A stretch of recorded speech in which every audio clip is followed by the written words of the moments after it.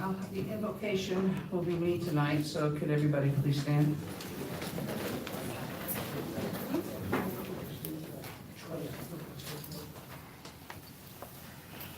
All right. After the horrific incident Saturday, I would ask for everyone to bow their heads in memory of those 3 souls who lost their lives that evening. Please, let's have a moment of silence for them.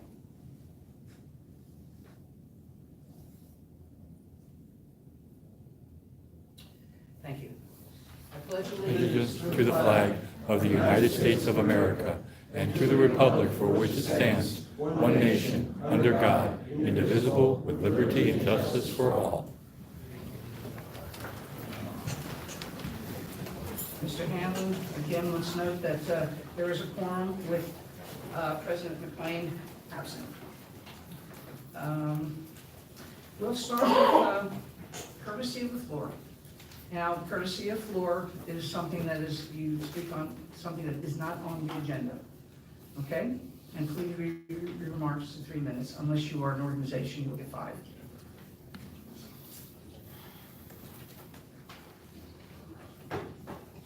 State your name and address, please. Good evening, Council. My name is Rafael Nova. Address is 109 North 11th Street here in Allentown. Excuse me, sir. Mayor, I asked, he sent us all an email, I responded. I asked him to come here, and maybe you can give him some directions when he's done. Okay. With what he has to say to the group, and I asked him to come, so Okay. maybe you would, because we've dealt with the Parkette stand, so you will be familiar with what he's saying. Okay, thank you, Mr. Zuko. Thank you. Thank you, Mr. Zuko. As the council is aware, I did see Regiment Boarding Canias, which is military unit from 3rd ID that went to the Korean War. Most of the unit was out of Puerto Rico. Most of them were Puerto Ricans. One thing that I didn't mention was that 25 of those people that were attached to the 65th came from Pennsylvania, closest one from Philadelphia. 65th was the only unit, or the last unit, to do a full battalion bayonet charge during the Korean War. That's another fact that I didn't mention at all. And also noted that in 1913, I believe, was the first unit to fire the first shot during World War I, when the German vessel was in Puerto Rico in San Juan Harbor. The reason I'm here is that I'm requesting to see if we can get a street in Allentown names for this group of men. They've been forgotten, really haven't been mentioned in any history of the Korean War that you see at all. The organization I belong to gives memory, tries to keep this memory alive of these gentlemen. They're also only one of the few military units that received the Congressional Gold Medal. Again, I would like to see if there's a street here in Allentown that we can rededicate in their honor. I was thinking about the corner of 7th and Tillman Street, which is a nice area, and hopefully you guys will consider that. The only thing I would say about that those are both state highways. So there's no way that could actually be done, right, Mr. Messinger? Correct, and one other thing to keep in mind, any streets that have houses facing them creates the issue of it changes someone's address. So I think we have to think outside the box a little bit in some areas where that doesn't happen. Along with the Parkettes, that was something that was actually just a little shoot off of a street, no addresses, no change to anything with the United States, post office or anything. So that's one thing that we have to really think about a little bit, and but I'm sure we can come up with something if it's something that's council.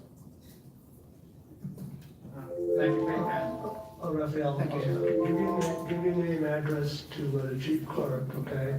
And he'll call you in for a meeting with Mr. Messenger, myself, and anyone on council who would like to show. I will let you know. Thank you.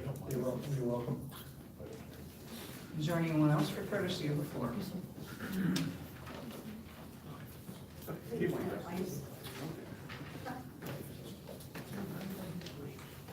Name and address, sir?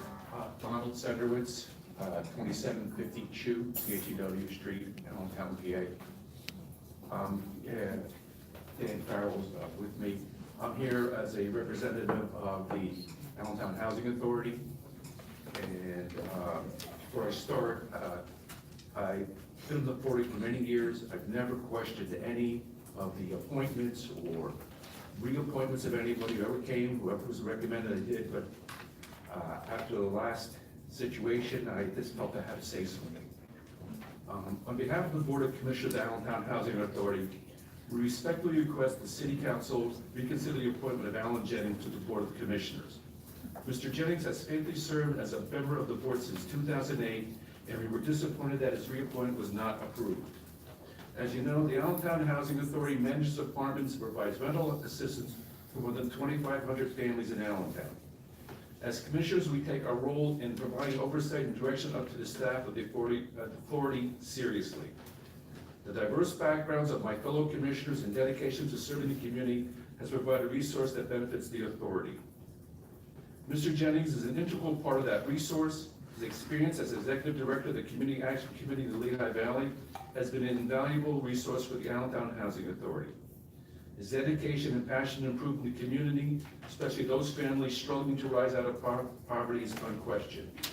He has challenged the authority to improve our communities and services to improve the lives of our residents. I want to thank you for the opportunity to speak with you this evening and hope you will reconsider your decision. That's all I have to say about it. Thank you, sir. I gave you a copy letter. Just, as Mr. Senderwood represents the board, but I represent the staff as well. And just Could you give your name? I'm sorry, it's Dan Farrell. It's 1339 West Allentown. And just on behalf of the staff, just to express our appreciation for Alan's work and how he's helped us do our job better and do a better job in representing our residents and the services we provide. It's always good to have that challenge from the board to kind of make us think about how we do things and improve what we do, and that's been really valuable to us, and we'd like to see continue. Thank you. Is there anyone else from the public?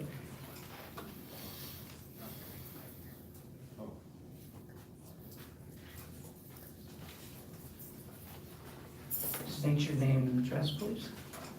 I am the aforementioned Alan Jennings. I live at 2128 Pennsylvania Street for the last 6 weeks or so, at 2130 Gordon Street for 35 years before that. Mayor, it's good to see you tonight. Council members, thanks for the opportunity to be here.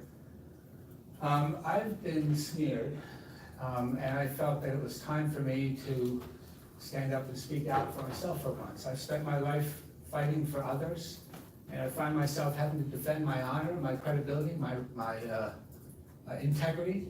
And it's the first time in my life that I've ever had to do this, and it hurts to have to do it in front of my own city council, where I've lived my entire adult life and raised my 3 kids, all of whom went to Allentown schools.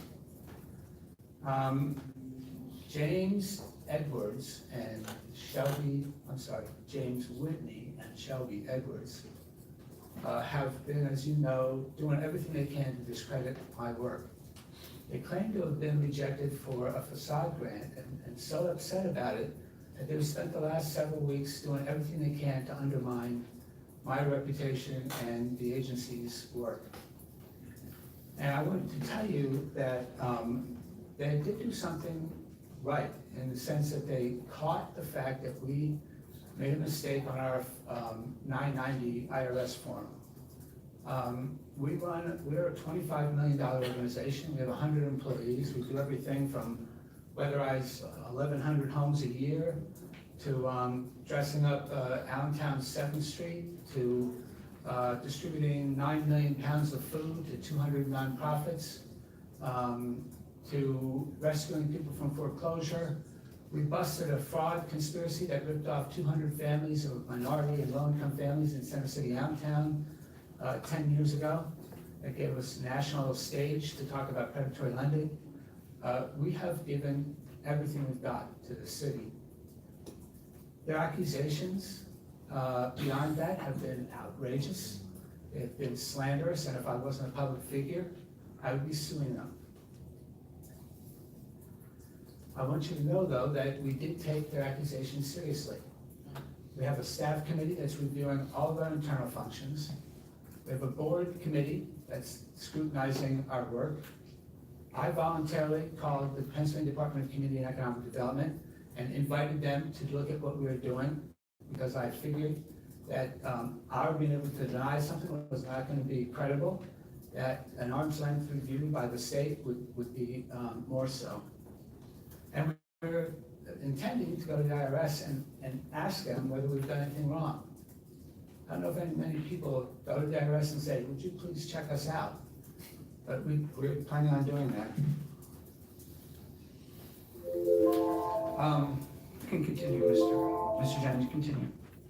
Thank you, Councilwoman. Have we ever lied to you? Or have we misled you? These two have. They've claimed that we take millions of dollars in funding from the city. I don't think you can get to millions of dollars in 10 years of our funding support that we get from the city. They say I have a conflict of interest by being on the Downtown Housing Authority Board of Directors. Baloney, there's no conflict of interest. They say we've given multiple grants to individuals. We have not. They've been grants that went over 2 separate contract years.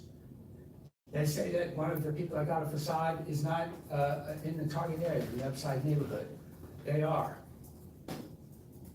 They said we gave grants to people over income. That's true. That includes them. They're over income. When somebody's over income, we require that they provide a match. So what we're doing is incentivizing people to invest in their city and in their property. They said that they talked to Tom Muller, our former county executive, who was asked by DCED to do the review, and that Tom Muller didn't know anything about it or denied it in some way.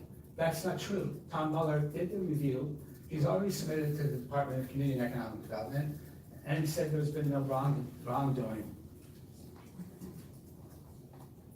They call their work an audit as if it's some official work that they've done. That's their dressed up name for their snooping and slandering this agency. I have served this city selflessly. My accomplishments have been chronicled for 38 years. You have a list of things that I've done in a memo that I sent you when I withdrew my name from consideration in order to spare you any more struggle with issues that you've had to deal too much with over the last year plus. What one of James Whitney and Shelby Edwards done for this community, we try to rip it apart. We are good at what we do. I don't know if you're familiar with what's going on 7th Street. I'm sure you've seen how much it's improved over the last 10 years. That's our work. And we did it. The only funding we got from the city was for the actual facades. No operating support from the city. That's unheard of for a program to do for an organization to do a Main Street program. And I didn't even ask the city for support. We've done 160 facades in the city. Don't you think something would have turned up before this? We've done 250 Lehigh Valley wide. 7th Street has gotten 4 awards from the state, statewide awards.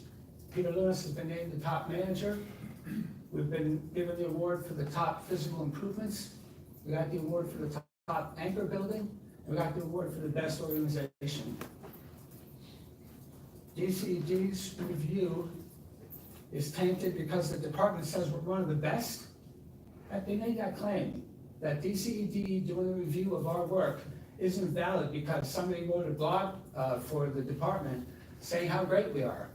We also were mentioned in a publication by DCED earlier this year called A Pennsylvania Story, and it mentioned 3 cities rehab revitalization efforts in Pennsylvania.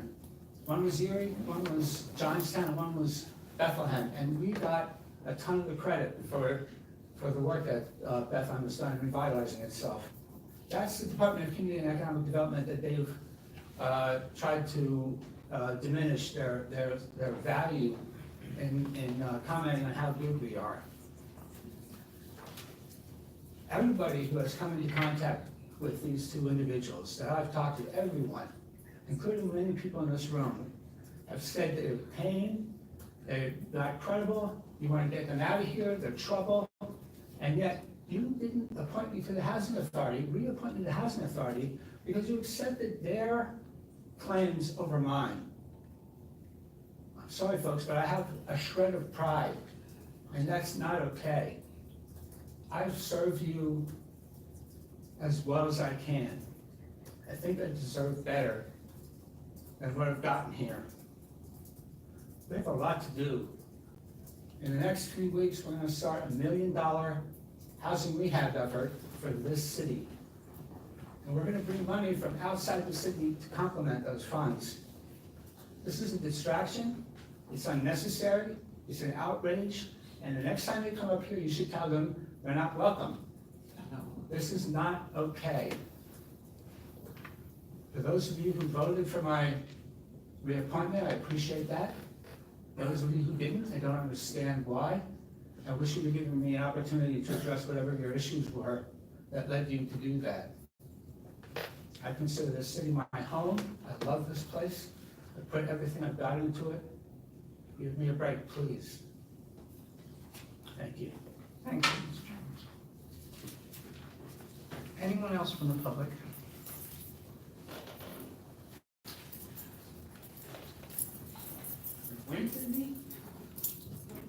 I'm sorry. Please.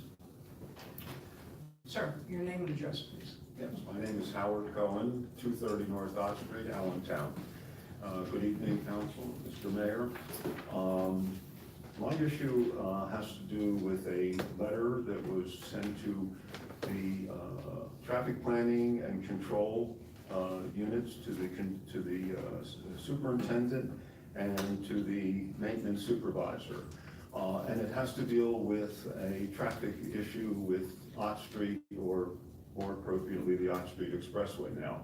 However, I'm not bringing to council the issues in the letter. What I am bringing to council is the lack of response from the city employees. I sent an email, because it's listed in the directory, on August the 4th. I got no response. I resent the email on August the 20th and got no response. By a way of a different matter, I had an issue in the city of Philadelphia. I sent them a letter. 4 days later, I got a responsive letter telling me what information they needed to get to be able to address the issue. I sent them the information. 30 days later, they sent me back a letter telling me that the issue was resolved. In the city of Allentown, what I'm concerned with is, and I want to bring to the attention of the city council, is the lack of response from the employees to the citizenry of the city of Allentown. I think it's disgraceful that you can write a letter, a very detailed and fact letter, and get absolutely zero response. You went to the wrong department, we're not the ones that control this is what you need to do. There was absolutely zero response, and that is my issue with the city council.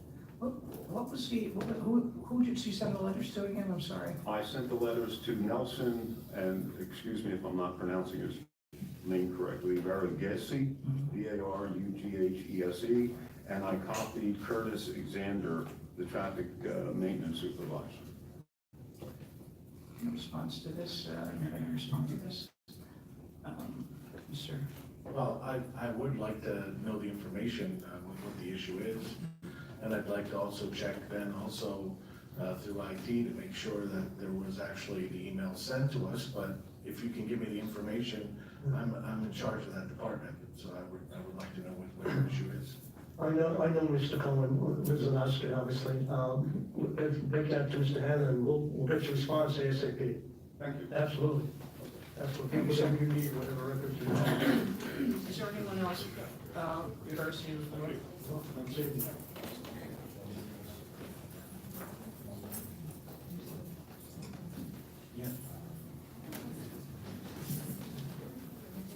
State your name, please. and My address. name is Erin Keller. I live at 1934 West Tillman, and I am coming to speak tonight about some bad behavior that I saw on the video, because I hadn't been able to attend a bunch of your meetings because I had to work. But on September 5th, I saw something that extremely disturbed me. I saw a citizen or a property owner of Allentown abused pretty much virulently one of you. And I felt like that person might have, I'm not sure how the gentleman, and I'll name him, we all know who it is, Don Ringer. I'm sorry, You can't name it. council does not allow personal attacks. I just wanted If to you speak. have, if you have express your personal opinions on an issue or something like that, but a personal attack on either us or the public, we don't like that. What I wanted to do is condemn what I felt was a personal attack upon all of you, that it had no place in business, that it had no place in the civility of the government, and that he should be made to apologize to the city and to all of No, you. I'm only gonna say it one more time, no personal attacks on Mr. Ringer or anyone in public. But it's okay for him to come up here and say things that they I'm only basically gonna tell you this one more time, if you have an issue, you wanna express some personal opinions on something, fine, but no personal attacks. Okay, so, We put this to bed 2 weeks ago, and we don't wanna. okay, so I would like to say that I know people in the city who are still experiencing angst and hurt and upset over some things that you guys put to rest 2 weeks ago, that for many people in the community, there has not been a sense of rest or justice, and that people in the community who are often marginalized feel like they've been bullied, and that nobody cares, and that it's maybe we're 40 years ago and not standing up for what we should be as a future at the city, where all people are accepted, whether your race, your religion, your sexuality, your ethnicity, what you wear, what your hobbies are, who you love, who you don't love, if you go to the nudist camp, if you're into peanut butter, if you like shoes. It's no one's business. And I just want to reiterate here that I feel a dangerous and ugly precedent was set in the past, and it is continuing to reverberate within the community, and it needs to be more widely addressed. And I think that an apology should be offered to the community at large. Okay? Thank you. You're welcome. Anyone else from the public? State your name and address, please. James Whitney, 1122 Hamilton.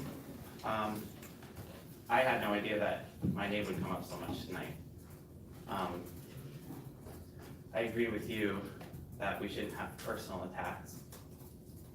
You were just requested to tell my wife and I that we're not welcome here. And you were just told that we were not credible. I would remind you that the facts that we brought to you were just that we were careful and checked ourselves every step of the way to remove our emotion from the information itself that you're presented with. I had a conversation with Daryl Hendricks, Mr. Hanlon, and many others of you where we have stated that we admire Mr. Jennings' long commitment to fighting for the underdog. And we were hurt that we felt like that commitment was suspended in light of the facts that we brought. I would remind you that they were facts. They were facts based on information that we received directly from the city. And we've been waiting to have any one of those facts refuted. So far, the only facts that were refuted were the spelling of one person's name and the definition of official versus employee, and we changed it.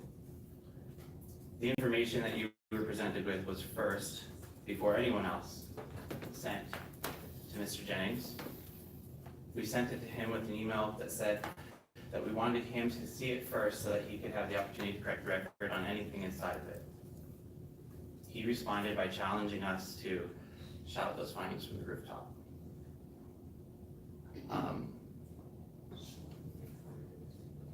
You don't have to tell us that we're not welcome here.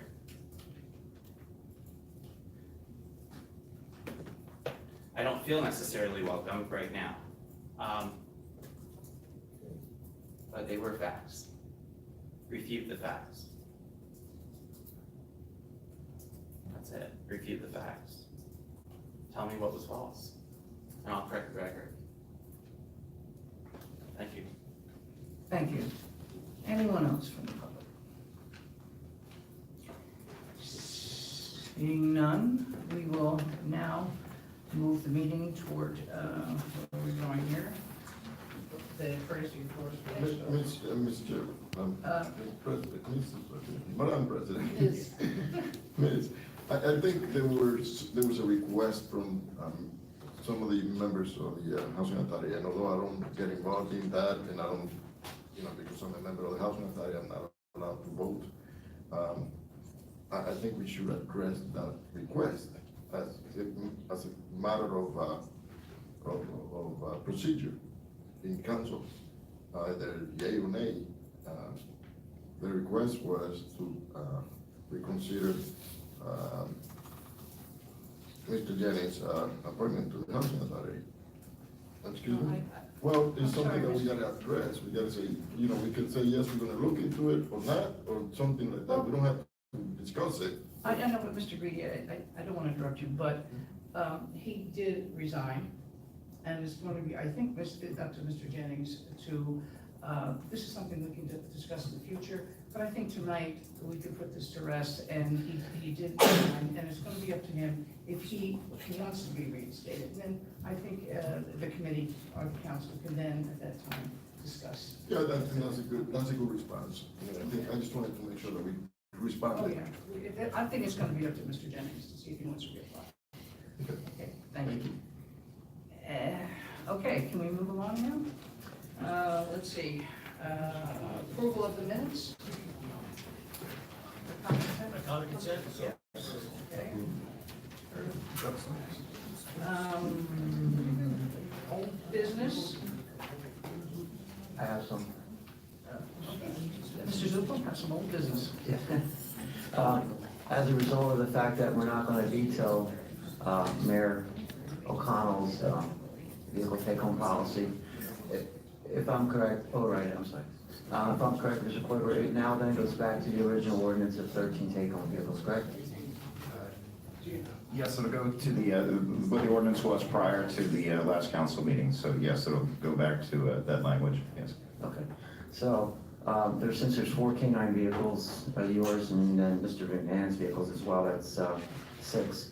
There'll be 7, at this current time, 7 available to be used. Would you prefer to present that list to the safety committee, or would you prefer us to present a list of what we feel is the appropriate vehicles? A point of order, Mr. Kloiber, if I'm not mistaken, since we're going back to the original issue, we've also gone back to the fact that it is 13 take-home sedans, not 13 take-home vehicles, correct? That's correct. So anything that's not a sedan is not covered under the 13, which is the amorphous situation that this ordinance was trying to correct in the first place, correct? That's correct. So it would only be 13 sedans. The mayor's vehicle, any other vehicle that's an SUV would not be considered in this. That's correct, yes. Thank you, Mr. Kloiber. Thank you. Okay, so again, I agree with them.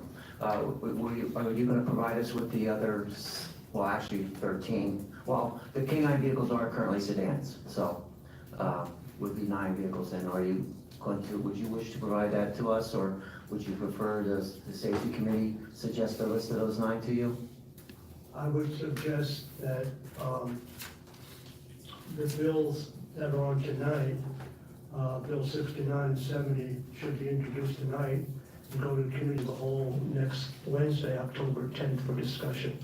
Then we could we'll get to this resolved then, and then you'll vote on that.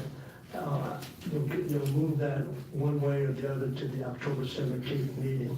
And I suggest we go through the introduction of it's Bill 70, Right. which is, and that's what I would suggest. Okay, yeah, because there'll probably be an amendment to that at that time. There might be on one side, and there'll be another. Yeah, fair enough. So I would go for the introduction tonight. Thank you, Mrs. Zuko. Anybody else with old business? Okay, we can move on to communications. Nope. Is this the, where is it on here? Next page. Yeah. Controllers report? Save the best for last. Oh, reports. All right, next page, thank you. Budget and finance. The council has scheduled a special meeting on October 10th at 5:30 PM in council chambers to review Bills 69 and 70, which will be introduced this evening. All right, we'll move on to budget and finance. Mr. Grady, that is you. Thank you, Madam Chairman, President, Vice President, as you like to be called. The Budget and Finance Committee met this evening. We went over the budget and finance statement for the month of August. There was a presentation made. The next meeting is tentatively scheduled for October 24th. That's all. Thank you, Mr. Greedy. Community and Economic Development, that would be Chair Robinson. Thank you very much, Madam President. The committee has not met since the last council meeting, and we do not currently have a meeting scheduled at this time. Thank you very much. Thank you, Mr. Robinson. And Human Resources, that would be me. The committee has not met since the last council meeting, and the next meeting has not yet been scheduled. Parks and Rec, that would be Ms. Moda. Thank you, Madam President. The committee has not met since the last council meeting. The next meeting is scheduled for October 17, time to be determined. All right, thank you, Ms. Moda. Public Safety, chaired by Mr. Hendricks. Thank you, Ms. Naffa. The committee has not met since the last meeting, and the next meeting has not yet been scheduled. Okay, thank you, Mr. Hendricks. Rules Chambers Intergovernmental Relations and Strategies, as chaired by McLean and AFA. I will take that one. Did I skip one? Public Works. I'm sorry. I'm sorry for interrupting. The committee has not met. The committee has not met since last council meeting. The next meeting is scheduled for October 17th, and the time will be determined. All right, thank you. Now can I go into Rules Committee? All right, this is chaired by Mr. McLean. The committee has not met since the last meeting. A future meeting is not scheduled. Okay, now we have the Controller's Report. Thank you, Madam Chair. I have one brief report this evening. It's the bank reconciliation for the month of June. For those who are interested, it took about 88 days for this to make its way to the Controller's Office, which is an improvement. And my understanding is that July is just about ready. And so I suspect that that'll come in at about 75 days. And if they can keep up this pace, my God, we'll be at 45 days in no time. So they've certainly made some progress. Just one minor finding, once again, there were checks that were not voided on the bank's, there were checks that were voided that were not on the ARC, which is the bank's checklist. 15 checks totaling $29,500, another check for $1122, and another check for $875. Once again, the recommendation is that to provide a proper bank audit trail. Voids should be posted on the bank's void list on a timely basis. And the administration agrees and is currently putting a process in place to correct that. I expect that at the next meeting, I will have one or two additional audits to report on to council and to the public. Thank you, ma'am. Thank you, Mr. Glazer. An administration report. Thanks, Ms. Zappa. Thank you, Ms. Zappa. You all probably received the Adventure Allentown, the edition. It's out. It's fantastic. It's a fall and winter edition of Adventure Allentown is now available. 36-page fall and winter activities across the city. It contains information on all of our recreational programs, and among other things, it contains updated information on our park capital improvement plans. Adventure Allentown is a gigantic undertaking for all of us. It has received a number of publication awards over the years since its inception in 2008. Recreation and Events Coordinator Christy Alford puts the package together. Also, too, I want to talk about the horrific incident that on Saturday evening with the car explosion. It's amazing. Our first responders secured the massive scene and assisted in the investigation. We cannot underestimate that the way things worked out the way they should have been because of the tabletop exercises and mock drills that the city goes through. They're ready to implement the emergency response plan at a moment's notice. The police, fire, and EMS command staff and the members of the departments on the whole are to be commended for the way they gathered the resources to assist the investigators and all the residents of the impacted area I also want to thank the law enforcement agencies, local, state, and federal, and emergency services agencies that responded to the scene along with the American Red Cross. It was a horrific incident. God, it was horrible. To lose a 2-year-old is the worst nightmare a parent could have. And obviously, my heart goes out to that family. We have our first responders. We had an operational meeting yesterday, and a thank you to the first responders is just not enough. It's not enough. Many of you want to say, you talk about Mr. Hendricks, Mr. McClay, Mr. Zucco, you're law enforcement officials. You've seen it. You've come with horrific incidents. This was probably the most horrific incident could imaginable that could have happened. So we thank our first responders. We thank our residents. We thank our residents who rallied around. Everyone who supported Allentown. You could go from news conference to news conference to news conference, press conference, press conference, press conference. The bottom line of the mayor of the city, I'm the face of the city. City council is the face of the city. We have an obligation. Our first priority, our top priority, is to make sure our residents are safe. With our police department, our fire department, our EMS department, we are safe because of the fine men and women who serve in those departments. I just again commend police department, fire department, EMS, and everyone, public works, the health bureau, everyone who's out there the whole weekend and will continue to be out there. Also, about an hour or two ago, I received a notice from Pat Toomey's office that we have been awarded a $150,000 Department of Justice grant for body cameras. As you know, our body cameras have seen better days, and $150,000, that's going to take about $135,000 out of the budget that we might have budgeted for the body cameras throughout the day. Well, and we're going forward with that. So we thank our Bettina McClure, our grant writer. We thank the police department who put some of the facts together. And we're very honored. And I sent Martha Gabriel, who works for Pat Toomey, a thank you, saying, thank you for helping Allentown. You will help all of us in Allentown. So that's my report. Again, I thank City Council for their commitment to safety, priority number one. Thank you. Thank you, Mr. Mayor.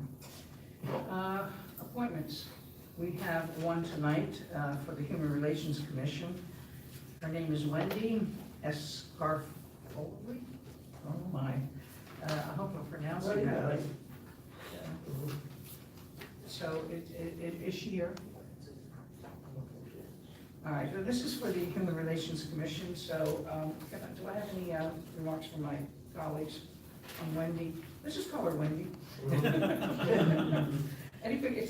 Challenge anybody for this name. Anybody else want to try to pronounce his name? Escarfoli. Escarfoli? Wendy Escarfoli. I had her in school. Oh. That's cheating. She's a great person. Okay. Any comments from my colleagues here? Anyone from the public? No? Saying none, Mr. Hanlon, favor vote, please. Okay, on the appointment, Ms. Safra. Yes. Mr. Reedy. Mr. Reedy. Yes. Mr. Evans. Yes. Ms. Mota. Yes. Mr. Robinson. Yes. Mr. Duval. Yes. Madam President, Mr. the committee. All right, congratulations. Wendy? All right, we're going to move on now to ordinance for final passage to be voted on. There are none. We have resolutions for final passage to be voted on.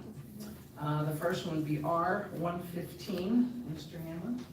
R-115 is an encroachment request from the administration, and it's for trash and recycling bins at Turner and 6, Turner and 7, Turner and 8, Tillman and 6, and Turner between 6 and 8. All right, someone from the administration, Craig? Okay, these are 13 locations where Upside Allentown has funded the actual bins to be placed at these areas. These are some areas where we've had some issues with trash being thrown around into the street, and we saw that there was a need for it. Like I said, Upside Allentown funded the bins themselves, and our recycling department will place those in. This is just basically to make sure that the encroachment that we're doing at these locations are documented. Thank you, Mr. Messinger. Anything from my colleagues? Any comments? Mr. Robinson? Thank you, Madam President. Mr. Messinger, in looking at these, so we have recycling and trash in these receptacles. How frequently are they going to be emptied? Well, these are actually on the routes where we go with the other solar bellies. So they'll be monitored in the beginning to see what type of trash removal is gonna be necessary for it. So they might be looked at a little bit more in the beginning to evaluate it, but I'd imagine these will probably be emptied at least once or twice a week. Okay, and was there a reason why we went with these as opposed to the solar bellies that we have in other parts of the city? Obviously, these are a little bit less expensive, a lot less expensive. And they also fit in with the candor of the neighborhood a little bit more as far as how they look. I mean, the solar bellies are great, and, but, you know, they are very large, and we try to keep those at areas where it's really the heaviest amount of trash. So these are basically to help fill in a little bit in some of those other areas. So they didn't quite have to be the same solar belly. Okay, and I just have one last question, because I know there was actually an attempt today to educate the public through the Recycling and Solid Waste Facebook page concerning mixing of trash with recycling in the single stream, that we have some issues with that. Since you have basically the mouths of the receptacles are right next to each other, I guess my question is, how much trash getting into the recycling receptacle would ruin it? And when the workers are going around and emptying these, are they identifying if, oh, it looks like this has ruined the recycling, we should throw it in trash so we're not ruining the entire truck of recycling, or a larger amount than just that receptacle? Well, the amount of trash, unfortunately, I think the last time we had an audit done on our stuff, it's about 9% contamination. Okay. So we're obviously, you know, trying to educate a little bit more, trying to get those numbers down, obviously. But the trash doesn't really necessarily contaminate to the point where it can't be used. Okay. Sometime we need to maybe take a couple people to one of the areas where they actually do the recycling, where it actually goes into the machine and shows how it actually segregates out all the different plastics, paper, and everything with it. So it doesn't really ruin it. It's just the fact that it's going to be a lot easier for us and for the people that we contract with to desegregate it out, you know, with the material. So obviously we all know what's going on with the recycling world right now. So anything we can do to try to keep you know, garbage out of it is a good thing. But education, it just really comes back to education, and we're going to try to hit that as hard as we can. Okay, thank you very much, Mr. Messinger. Thank you, Madam President. Thank you, Mr. Robinson. Any more comments from council? No, seeing none. Anything from the public? Seeing none. On the encroachment, Mr. Green. Yes. Mr. Hendricks. Yes. Mrs. Monica. Yes. Mr. Robinson. Yes. Mr. Zuko. Yes. Ms. Stafford. Yes. Madam President, I'm 68 in. All right, we will move on to R16. Hope I don't skip it. R116, request the state, House and Senate to fully implement the fair funding formula by rerouting all basic education dollars through that formula. Mr. Robinson, this is you're sponsoring this. Would you have any comments on here? Thank you, Madam President. This resolution and the two that follow it are the result of a meeting that we had with the Allentown Coalition for Economic Dignity back in July. There was a request, among many other issues that were discussed at that meeting, that resolutions be put forward calling on state action for 3 areas that would directly impact the citizens of Allentown, the Allentown School District, and the government of Allentown. One of these is for a full implementation of the fair funding formula for education. And just to give you some quick background on that, for many years we have had a severe problem in the Commonwealth that education money was doled out in a very old formula that did not adequately take into account the higher costs for certain districts over others. It was very much about politics as to how that education money was distributed. Last year, the year before, I forget which one's off my head, the state enacted a new formula, which is much fairer, much more equitable, and does a great job in making sure that districts that need money are getting it regardless of anything else. The problem with the funding formula was that in a deal to get it passed, it was decided that it would only qualify for new money that was allocated. So anything that a school district had already had allocated to it, up to that point, would still be calculated under the old formula. Because once money's allocated to the school district, normally they get that amount of money every year. So what this resolution is calling on is enacting the State House and Senate to make the funding formula affect all education dollars. There's been a number of research studies conducted that it would be of great benefit to poorer school districts throughout the Commonwealth, of which Allentown certainly is one. You know, we spend about $12,000 per student in the Allentown School District. The average in the Lehigh Valley is $16,000. So we're already $4,000 behind the average. And there's a lot of school districts in the valley that spend quite more than that. So this would work to try and make all of the education funding that comes from the state more equitable. And I would ask my colleagues to please support this. And I would just say, since the administration is also sponsoring this as well, if the mayor would like to add anything to what I just said. Well said. Being an educator for many years, yes, the fair formula is needed. Our kids, bottom line, our kids get shortchanged. And it has to be more equitable from the state level. Thank you, Madam President. Any other questions? I'd just like to point out, Grady? if I may, I totally agree. I co-signed it with the rest of us in council. And it just, you know, my first question was, is our tax going to be increased? And obviously it's not. You know, this is just reassigning the fundings. So it will be a lot more equitable. That's all. Well said, Mr. Advisor. Thank you, Mr. Grady. Anyone else? Anyone from the public? State your name and address, please. Jessica Denke, 1230 Mindside Road, Allentown. I just wanted to thank you for bringing this to the floor. Allentown, very well said, by the way, Mr. Robinson. Echo the mayor. Allentown seeks to gain $80.6 million of expansion of the fair funding formula, which is insane. I double checked that number because it was like, what? That's a lot of money. And I'm here representing the Allentown Coalition for Economic Dignity and also our 5 co-sponsors, Women's March, SEIU, Make the Road, Planned Parenthood, and Power Lehigh Valley. So we all thank you. Thank you. Anyone else from the public? Seeing none, Mr. Hanley? Okay. Mr. Hendricks? Yes. Ms. Motor? Yes. Mr. Robinson? Yes. Mr. Zuko? Yes. Zappa? Yes. Mr. Green? Yes. President, 6 yeas and no nays. All right, let's go to R117. Mr. Hanlon, can you read it, please? R117 recommends the State House and Senate adopt a Representative Patty Kim's House Bill 1520 of 2017, raising the minimum wage incrementally to $15 by 2024. Mr. Robinson?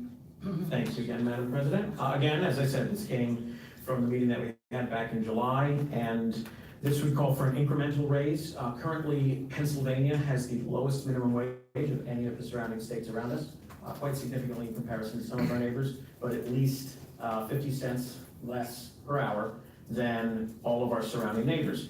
We've also seen recently, and this seems to be quite timely, that one of the largest companies in the country, Amazon, has publicly stated that they are raising all wages to $15 an hour minimum as starting salaries for their employees. And they're doing that immediately. And this is, you know, they pride themselves on very low prices. It's how they built their business. So they're able to make this work because of their volume. By doing this over the course of several years, this would also then not only make it better for workers, but it would also make it easier on small businesses to have incremental raises in the minimum wage. You know, we've Any study that you look at shows that the minimum wage is anything but a living wage. And just to give you an idea, there is no state in the union where a minimum wage worker working 40 hours a week can afford an apartment. And just last year, there was an article that the Lehigh Valley has some of the highest rent inequity, especially Allentown, in the entire country. We're top of the list when it comes to that. So this is something that will benefit our citizens greatly. When you look at something where the median household income in our city is about $35,000, we have a lot of minimum wage workers in our city, a lot of people who are working many, many jobs, and it becomes a real issue that affects us. It hurts the city, it hurts our neighborhoods, it hurts the school district, because then you have parents who can't get as involved in their children's lives as they would like. Homeowners who can't take as good care of their property as they'd like because they're working 60, 70 hours plus a week just to keep a roof over their head and to put food on the table. So I would ask my colleagues to please support this. I think that something like this is long overdue, and it quite obviously will have a great and large impact on the citizens, not just of Allentown, but the entire Commonwealth. And again, the administration is a co-sponsor on this. Mr. Mayor, if you would have anything to add to that. Thank you, Madam President. Thank you, Mr. Robinson. Do I have any? Council, anyone from the public? Oh. State your name, please, and your address. Good evening, everyone. Phyllis Alexander, 127 South 13th Street, Allentown. And similar to the previous speaker, I too thank you for bringing this to the floor for a vote.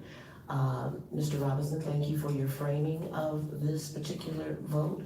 I completely agree with everything you said.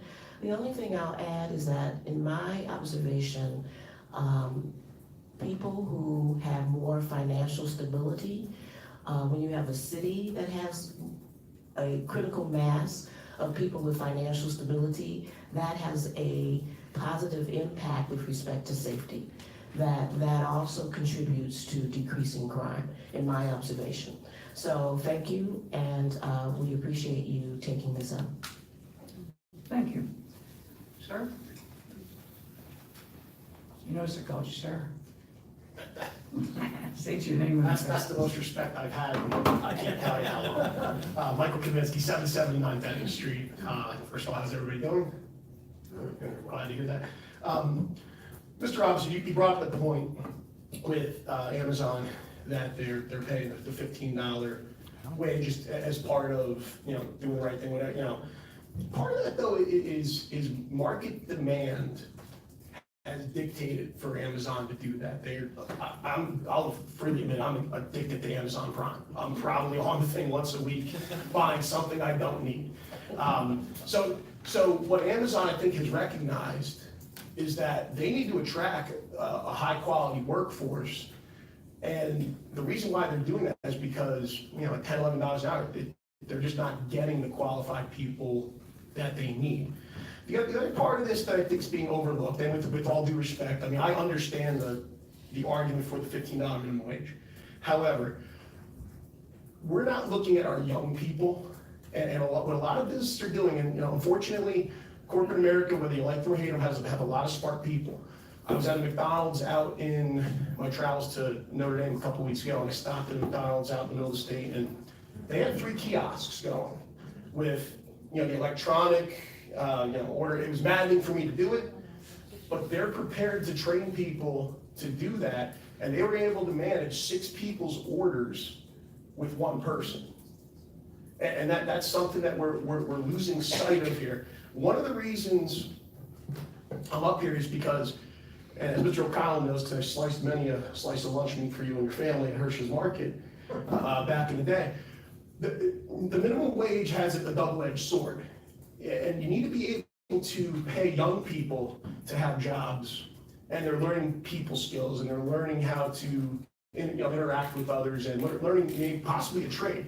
Many people that have worked at McDonald's for 7 1/4 hours have gone on to be managers and people high up in the organization. So I temper this because I don't disagree. The minimum wage is long overdue for an increase in the state of Pennsylvania. I totally understand that. I think there might be better solutions. One of those I was thinking of is let's raise it to something that's competitive now, and then let's index it every 2 years. Why are we having this fight? Let's set it at whatever it is, $9, $10. Maybe it is $15. I don't know, but you determine what that number is. And then every 2 years, it'd say, you know, what is it, CPI, whatever those initials are, and then it just goes up, you know, I just think that corporations are gonna sit there and it's gonna freeze out something we don't have paper routes anymore. We don't have people living in the newspaper under the age of 18. We have Thorny Park and maybe a little bit of stuff here and there, but we are lacking with our young people with employment. So that's the double-edged sword of raising the minimum wage $50. I think we should not support this, but we should ask, respectfully I ask, to petition the state for something that's maybe a little more equitable solution. The other thing is maybe, I'm sorry for going over time, maybe a full-time minimum wage is $15 now for like a 40-hour work week, but then your part-time employees get something that's a little less to attract those younger people. We have to find, I think, a better solution for what this is. Thank you. Madam President, I just want to respond to that. I want to thank Mr. Kaminsky. It's been a while since we've seen him, and also to say that I absolutely agree with him on one point, which is that the minimum wage should be indexed to the consumer price index, so that way we don't run into this, to create a COLA, similar as we do with Social Security, similar as a lot of companies do with employees for pay raises. So what I will say, however, is that I do ask you to pass this resolution because there's unfortunately, a common misnomer when it comes to the minimum wage that's been created over the years. And that's that the minimum wage was first created and its intention was a base salary for people just entering the workforce. And that's not the intention. And I'm going to paraphrase this because I don't have the exact quote. But President Roosevelt, when he signed the legislation into law, said that it is criminal for any company in the United States to make profits when they are not paying their employees a fair living wage. You talk to the vast majority of economists, and you will find that they state that the minimum wage has to be raised. When you adjust for inflation, $7.30 is the lowest the minimum wage has been since I believe it's 1971 or 1972, adjusted for inflation and concerning its buying power. So the reality of the situation is the minimum wage has actually lost buying power over the last 40 years, even though we have made some raises to it. $15 an hour does seem like a lot, but this is also a standard number that seems to be something that is acceptable to economists throughout, that this is what a minimum wage, the number one way to use for a workable wage is to be able to afford, a family to afford a two-bedroom apartment. This $15 says that. I can tell you there was a push for a minimum wage increase in Pennsylvania several years ago, and it was $10.10. Because at that time, that was considered a good stopping gap. Now, because of inflation, it's moved up to 15. So I would ask my colleagues to please vote in support of this. But I do thank you, Mr. Kaminsky, for your comments, and I agree with you on indexing it. I think that's something that has to be done. Thank you, Mr. Robinson. Is there anything more from the public?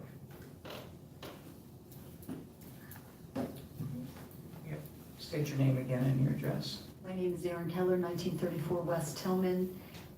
I think that there has been wider discussion about this in other arenas, but we know that the housing is becoming more expensive in the city because luxury apartments are being built here. We also know that a lot of the lower income housing is substandard and pretty much junky. And as the luxury building continues to go on in the city, people who live in those slum type housing will eventually be pushed out. It seems unfair at a school where almost every child lives under the poverty level or close to it and receives a free lunch, must go from place to place to place because their parents can't afford rent. And one way of assuring that the kids in Allentown get a decent education in the same space, are able to have relationships to the city and to each other, and want to stay in the city and give their excitement and their youth to it, is to make sure that they have a living wage from their parents where they can reside at one time for more than a week or 6 weeks or 9 months or a year until they get shoved out again. And that it becomes imperative as we see the pricing in the city get higher and higher and higher, and not just for housing. If you go to the Rite Aid, that's right down by one of the city centers, the prices in there are like a lot more than they would be at one of the ones in other parts of the city. So I just think it's very important for the striving millennials who exist in the city, who continue to live in the city, who don't live in the luxury housing, that a leg up of $15 an hour would be more help for them than a lot of things. Thank you. Anyone else?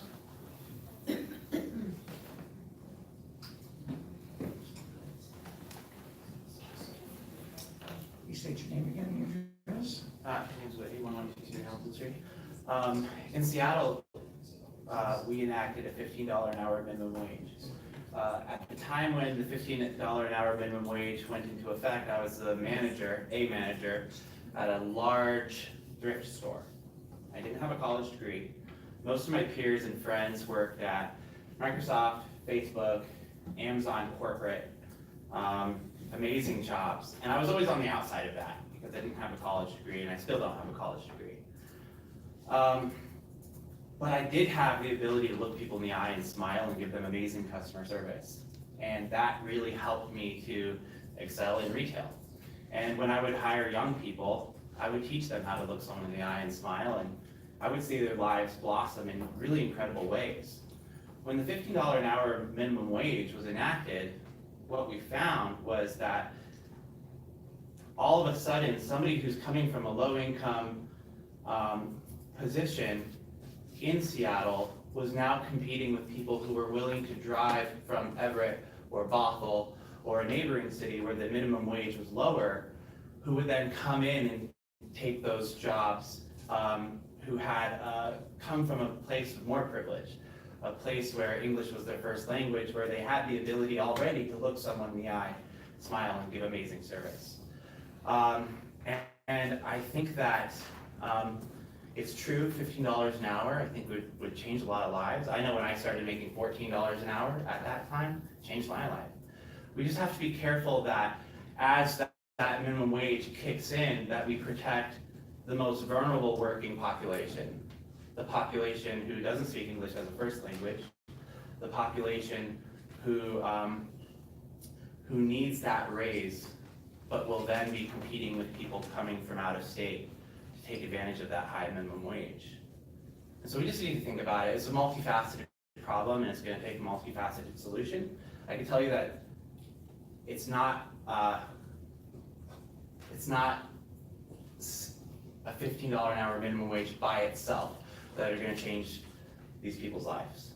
But it's rather finding a way to fold them into the economy in a meaningful way and in a way where their jobs are secure and they're not competing with people who are coming in from a more privileged background.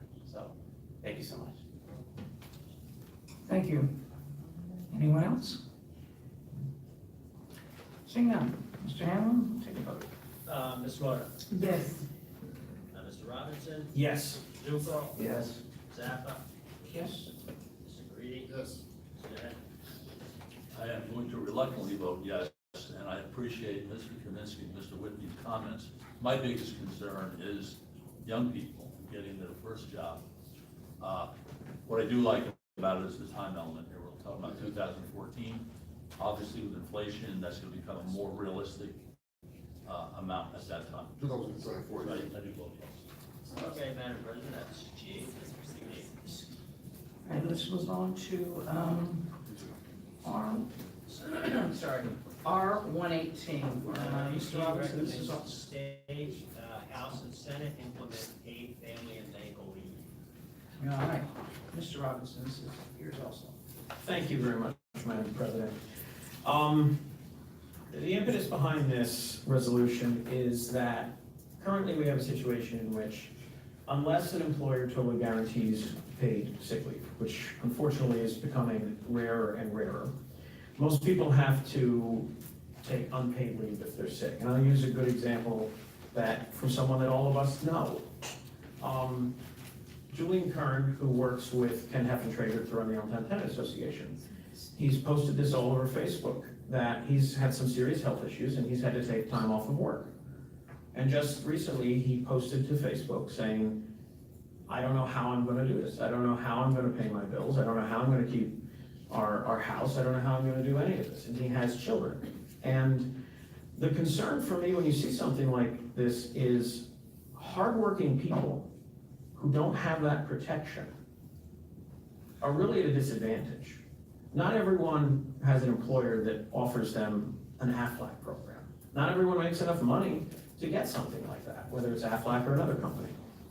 So you run into the situation in which good, hardworking people get put out because of an illness.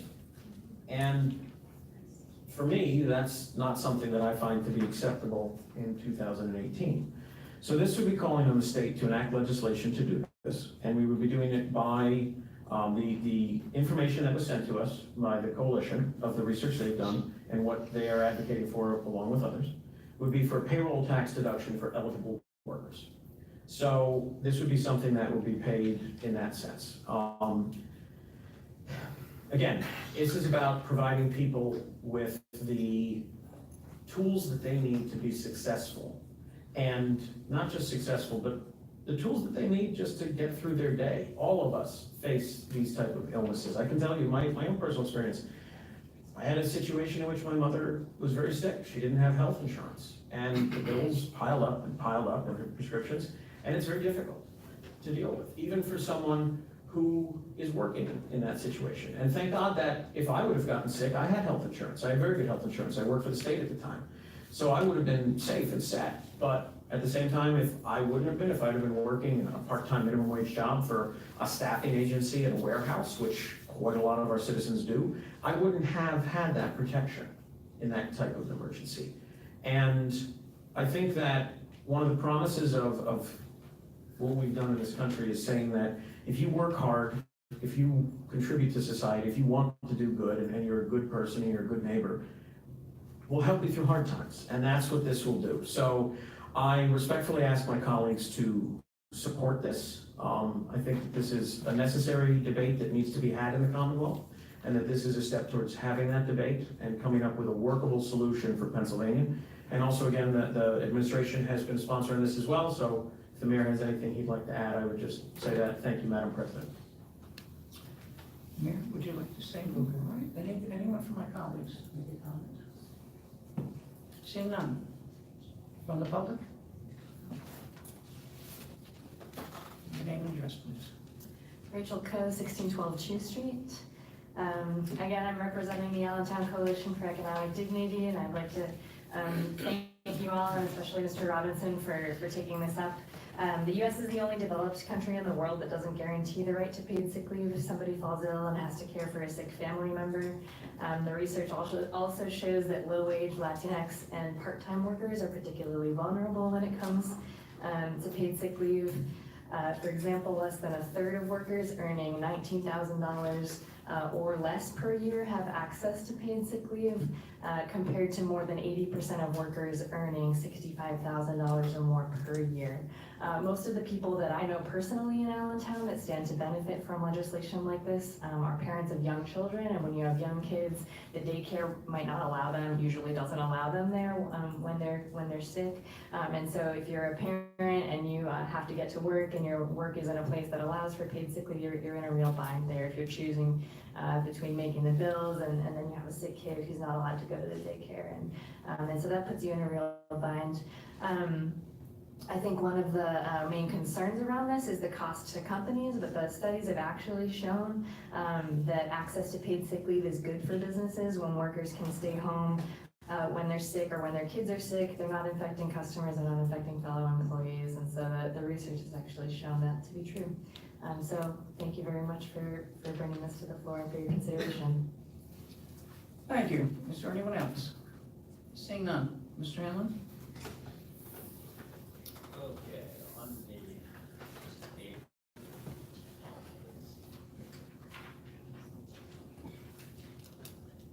Mr. Robinson. Yes. Mr. Zuko. Yes. Ms. Adler. Yes. Mr. Green. Yes. Mr. Hendricks.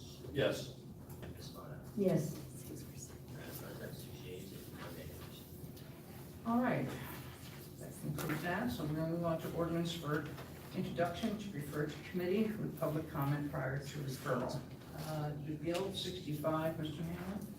Bill 65 amends the capital fund by transferring $2,837.81 from completed capital projects, including Keck Park improvements and miscellaneous other things, to repair a wall at Trexler Park at the Springhouse Avenue.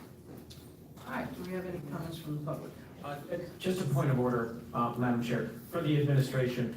Just to confirm, are we, because we have two different numbers here, we have written out 208, $2,837. Mr. Hamlin said 208. I just want to confirm that we're only looking at $2,000. Okay, thank you. Anyone from the public? Seeing none, we're going to refer this to Parks and Rec. Will you, Ms. Miller? Thank you, Madam Chair. All right, we have Bill 66.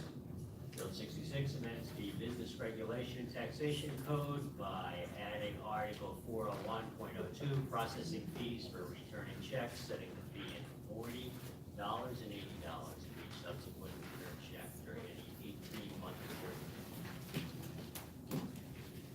Any comments from the public? Seeing none, we're going to refer this to Budget and Finance. It's you, Mr. Grady. Thank you, Madam Chair. Move on to Bill 67. Bill 67 amends the 2018 solid waste fund budget by transferring $74,666 from the balance for service provided by the Lehigh County Humane Society during 2017. Any comments from the public? All right, seeing none, we're going to refer this to Public Works. Was it Mr. Zuppel? Yep, thank you, Ms. Hoffman. Bill 68. 68 amends the general fund budget to provide for supplemental appropriation of $4,025 from Commonwealth of Pennsylvania, Office of the Attorney General, City of Allentown, to use for the purchase of 1, 7, and 10, and 10 individually programmed radio transmitter bracelets for the Project Life Center clients. Any comments from the public? No?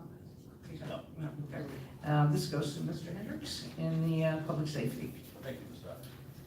All right, move on to Bill 69. Bill 69 amends the Civil Service Board rules for police officers that were adopted pursuant to the provision of Article 155 of the codified ordinances by revising the rules for application and qualifications for appointment of police officers and firefighters, changing the automatic disqualifiers for the hiring process, placing a conditional offer of employment for the background investigation, the hiring process, and reinstating the oral exam and the promotion and testing process. All right, any comments?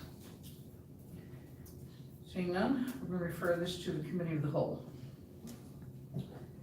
Bill 70.